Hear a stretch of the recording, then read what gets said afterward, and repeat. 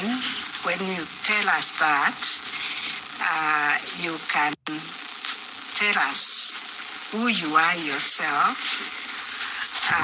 your qualifications, skills, knowledge, and how it fits that judge that you understand to be a good judge of the Court of Appeal.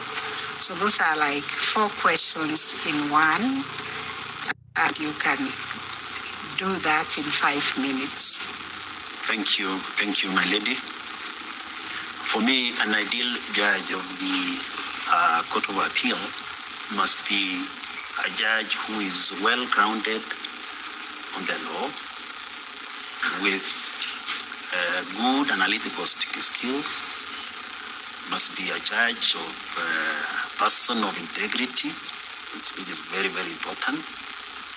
A person who is patient, a judge who is able to give parties a chance to ventilate their cases before the court. I believe those are some of the requirements for a judge of the Court of Appeal. Mm-hmm. Yeah. So how do you bring your experience to bear? In terms of the competency, because a judge, of course, must be competent. It's that. Please speak to the mic. Sorry. Okay. Thank you. Now, in terms of the competency, is that I'm qualified. I have masters from Mount Kenya University in governance and ethics. I have LLB, a diploma of law in the Kenya School of Law. I have now slightly over 30 years, both in private and in the bench, and that is in public service. Prior to joining the bench, which is almost 11 years ago, I was in private practice. I practiced for almost 19 years. In those 19 years, I occupied leadership positions in LSK.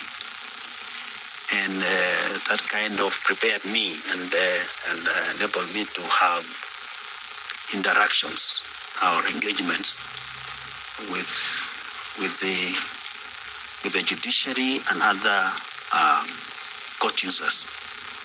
So I would say that really gave me an insight of what it takes to work in the bench. And so when I joined the bench, it is over 11 years ago, I have continued working.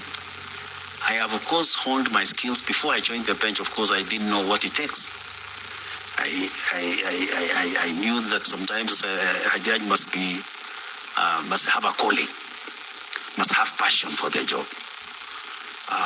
But I had little information about what it really takes. It takes a lot more. You need to be a person of impeccable character, impeccable integrity, if you have to serve and inspire public confidence to the people who come for justice in our courts. So I believe that with the experience I have got in writing my judgments, analyzing my cases before me, I believe I fit the bill to come to this court because I have the energy, I have the commitment, I have the passion, and in my years of delivering or dispensing justice in the High Court, I believe I have exhibited that with exemplary performance as indicated in the PMMU that has been happening in the judiciary. If you will allow me, CJ, I will go on and say what I have achieved. That will come in the detailed